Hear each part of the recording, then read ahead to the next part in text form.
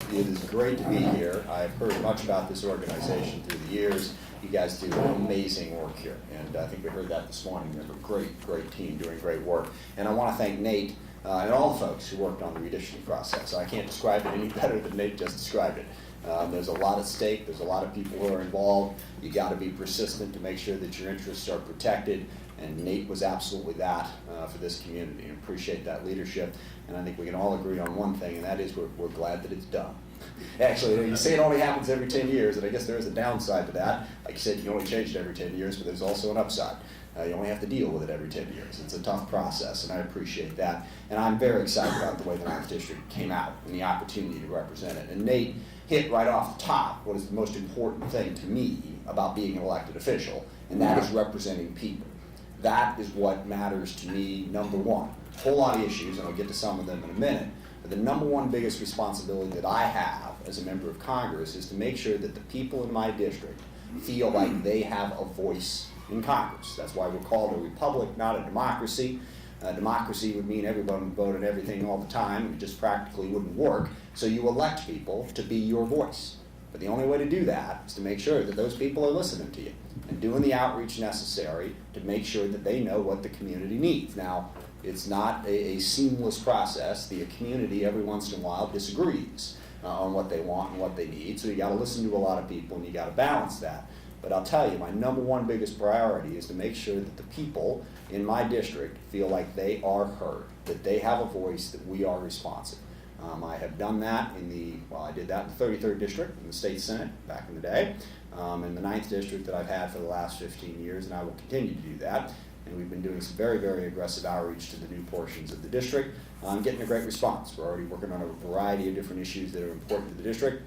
Got a bus line that King County's threatening to shut down that we're working on. I met with El Centro de la Raza yesterday to talk about some work they need to do to upgrade their facility, and a whole host of other issues. The Voting Rights Act, which is going on down in the legislature that we're working on. So I'm committed to doing that, to being your voice, to listening to you and make sure that we're responsive. Deborah Intiman, the woman, I was joking with Deborah, it's been a long time since either one of us has been called a kid. But nice and Nate to do that.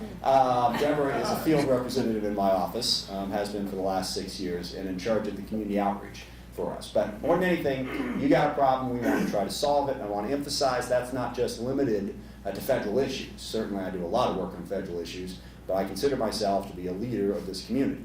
So if there's a problem that's on the county level, at the state level, or with businesses, wherever the problem is, I've always had the philosophy, if my constituents have a problem, I have a problem, and I want to be part of the solution. So take advantage of that. A number of you already have. I've been to a lot of meetings. A number of you said there's some other meetings I need to get to. Please let us know what we need to be doing to best represent this area, because it definitely needs as strong a voice as it can have. I've been doing this for 20 years. I believe that I am as strong a voice as you can have, but I also know that I have to earn that. As Nate said, some of you have worked with me, some of you haven't, so I've got to earn it every single day, and I intend to do that. So take us up on it, let us know what we can do to help. And I also want to say that this organization is perfect for what I think is the number one biggest issue in this country, and that's economic opportunity and jobs. Broad-based economic opportunity. And I tell you, I really don't have to give that speech because you touched on every single issue that's important about that already. With your board members, talking about workforce development and education, talking about access to capital, talking about working with business, talking about government contracts. We are losing broad-based economic opportunity in this country. And that is the biggest issue why I got into Congress. As Nate mentioned, I grew up down in the SeaTac area. My father was a baggage handler at United Airlines, classic family. Nobody in my family other than me went to college. But I had opportunity, even in that basic, working class, blue collar upbringing. I had opportunity because people who had gone before me made sure that I had a good K-12 education system.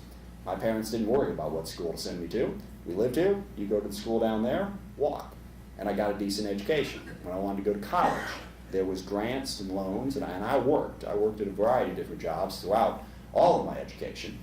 But I had an opportunity because of some of the programs were there that would make it available. And when my father passed away when I was a sophomore in college, because of the union that he was a member with, because of a lot of the programs people came up, I continued to have that opportunity. It doesn't happen by accident, and nobody gets there on their own.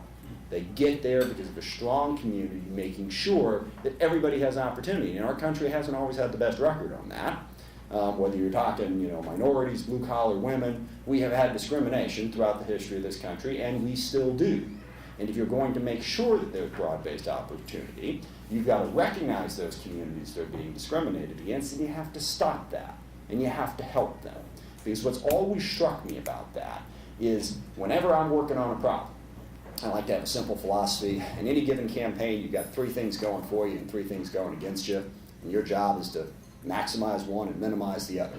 What are your liabilities and what are your assets? Well, a society that discriminates is taking some number of its assets and putting them on the sideline. You're not taking advantage of your entire population. You're not taking advantage of the talents and the abilities that are out there. And we need to do that, and we need to work to make sure that happens. And there's a bunch of different programs that can make that happen. But that was my orientation, that was my upbringing, that is why I love this new district. It is diverse, but it also has businesses in it, because that's another aspect of this. We have to work with businesses. There are certainly things that corporations and businesses do that are very vexing if you have a progressive outlook on the world. But they're also the ones that create the jobs. We have to work with them, we have to hold their feet to the fire, we have to regulate them in some instances, but they got to be part of the solution. And listening to all of you, small business people, working with businesses to grow the economy, to innovate, to come up with new ways to manufacture, new ways to provide services, that's what creates broad-based opportunity. And we got to make sure that the businesses that have made it, the ones that are up there, are helping the rest of us as well. And you seem to do a very good job of that. I think that's a great advantage of this district. It's a very diverse district. It also has Boeing right down the southern tip. It's got PACCAR. It's got a lot of major corporations in it who ought to be participating and working with us as we help grow this economy and make this community a better place. And you guys all know that, and you're all working on it. Finally, I will say government contracts are part of this equation. Government has some pretty good laws on the books about making sure that minority disadvantaged businesses get their fair share of the contracts. They got a much worse record on actually enforcing those laws. I've dealt with this already. As Nate mentioned, I'm on the Armed Services Committee. I'm actually the ranking member, the top Democrat on the Armed Services Committee. And we've worked with DOD on a bunch of contracts. They have those laws on the books. They don't do as good a job as they should. So one of the things I want to pledge to you, as I've already been doing, is to work with those communities to make sure that those contracts reflect the law. And again, take advantage of all the best our society has, of everybody. It doesn't exclude people who have talents and abilities. I've actually worked on this a lot in one area with the DOD. There's a lot of new technologies out there. Department of Defense is dependent upon those technologies in healthcare, in energy, and yes, in weaponry. And there's a lot of small businesses, innovators who have great ideas. They can't get access to the Department of Defense because there is no bigger, no tougher, more Byzantine bureaucracy in the world than the Department of Defense. So you've got these small companies with great ideas and they can't get in there. What my office does, we have a procurement workshop we do every year where we work with those businesses and say, we want to match you up with the Department of Defense. Now, we're not guaranteeing anything. We don't get to do that, and we shouldn't. But if you've got a great idea, we want to make sure that the people making the decisions at least see it, at least have the opportunity to make the choice, and that you don't get buried in paperwork so that you lose out, and every little bit as importantly, the country loses out, because we got a great idea that doesn't get a chance to get used at the Department of Defense or at any other government agency. So I want to pledge to do that as well, because it's all about innovation. It's all about small businesses. Taking those ideas, turning them into growth, and turning them into jobs. And there's a bunch of different ways that my office can help doing that, and we're prepared to do so. So I appreciate the opportunity to be here. It's an outstanding organization. You are working on all the right issues.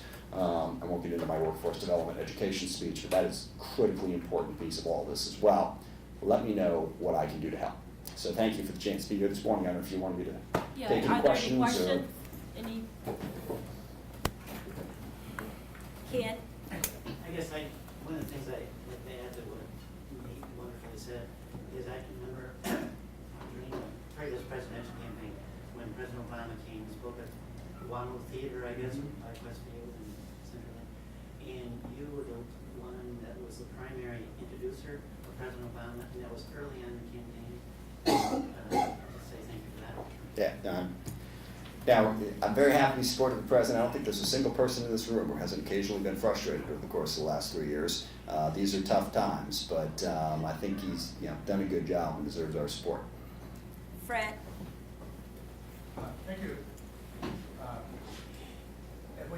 A lot of us small businesses for many years have been trying to do business with government organizations. And at one time, about 20, 30 years ago, when Langston Tabor was alive, a lot of us were trying to do business with Fort Lewis at the time, their office. And one of the parties we went to, we had got a chance to meet Admiral Reason, if you remember him, the in charge of the Naval Command in this region. And it was impressed upon us that a lot of people, they really pursue the city council and the local government. But what was impressed on us when we met Admiral Reason is the fact that there are so many opportunities to do business at Fort Lewis. And the whole issue was a matter of getting through the door, as you said. But most of it is based on knowledge, knowing how the federal government works. You can go out there and cry about jobs all you want, but you got to learn what the process is. If you know the process and start participating in that, then you can go to people like yourself, who is the minority leader in a lot of the Department of Defense negotiations, legislation, and utilize that power to our advantage. Most of us don't even get to the first stage of realizing how much spending power there is at the joint base out there. I mean, you're talking about the commander out there is like a czar. Right. He has more power in many ways than the governor and all the mayors put together. You start talking about the amount of money that's spent. I was going to say power is money, and he's got a sizable budget. So like I said, one of the things we do every year, we do a grants and procurement workshop, mostly focused on small business, but whoever wants to come in to try to help you navigate through those difficult waters and figure out how to get access to those contracts. And also, I have a great relationship with the Department of Defense because of my position on the committee and what I've done. I have access there. There are phone calls that will be returned that wouldn't be returned from other folks. I want to take advantage of that. And then we're also looking for ways to reform the way the Department of Defense buys stuff. And I won't get too far down in the weeds except to say they need to buy more basic commercial technology. There's a thing called the program of record. And what the program of record is when you decide you have a requirement within the Department of Defense, they will send out a bid. And you got to go through an unbelievably complicated process. It can have here's 85 different requirements. Show me what you have that meets these 85 different requirements, go through all these steps. Once they award a contract and you become the program of record, you've got them. And sometimes you can spend 10 years and not actually even produce what it is they asked you for. Meanwhile, you got all these other small businesses, all the other commercial technologies who are developing great ideas.